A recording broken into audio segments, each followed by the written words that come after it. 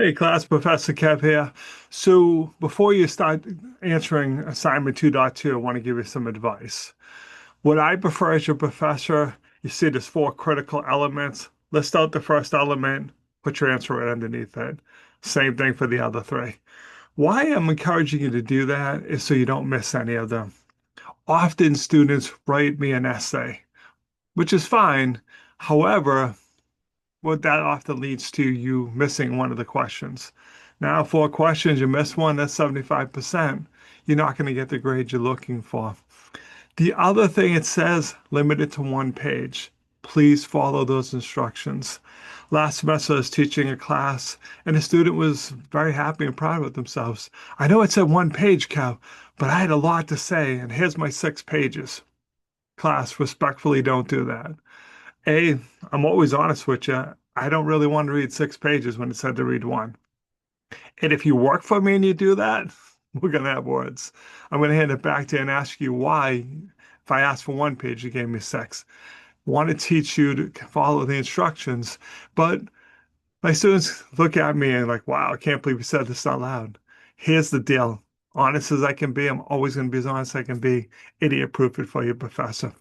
What happens when students write essays? They jump around from question to question. It makes it harder to grade. Respectfully, again, I'm trying to be honest as I can with you. Nobody wants to read your assignment 3 and 4 times to see if you made your points. My way, the way I like it, yeah, put the question, answer it.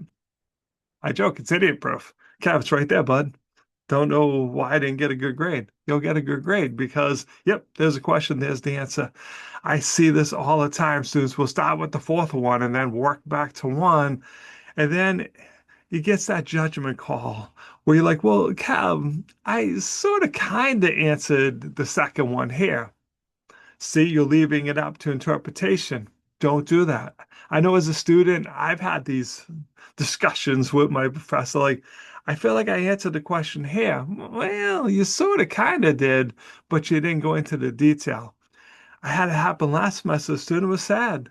It was just like this type of assignment, 4 pieces. They only answered 2 of them. That's 50%. Don't leave anything to chance. And I apologize if this is offending anyone. You're like, wow, I can't believe you said it's the truth. You want to go as direct as possible. Kev, here's your question. Here's your answer. Well said. And again, please don't go past the requirements. Again, especially on the final assignments, we only have a really short window to put in grades.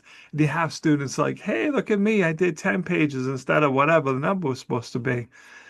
It's slowing down grading for everyone. And often when this happens, it's not as good as you think it is. I've had this where, hey, give me an example. And they'll give me 6.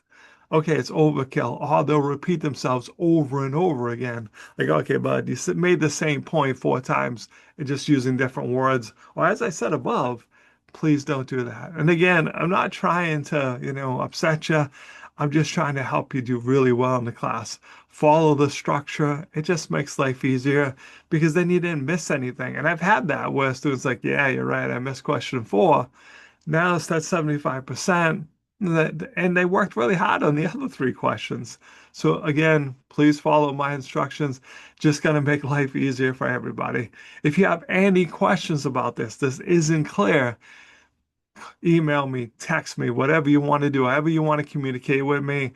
If you text me, as long as I'm not in class and you don't do it at 3 a.m., I'll answer you back as quick as I can. Email, I usually might not see it for a little bit, okay? Again, any questions, please reach out. All right, looking forward to reading this assignment. Hope you're having a truly dazzling day.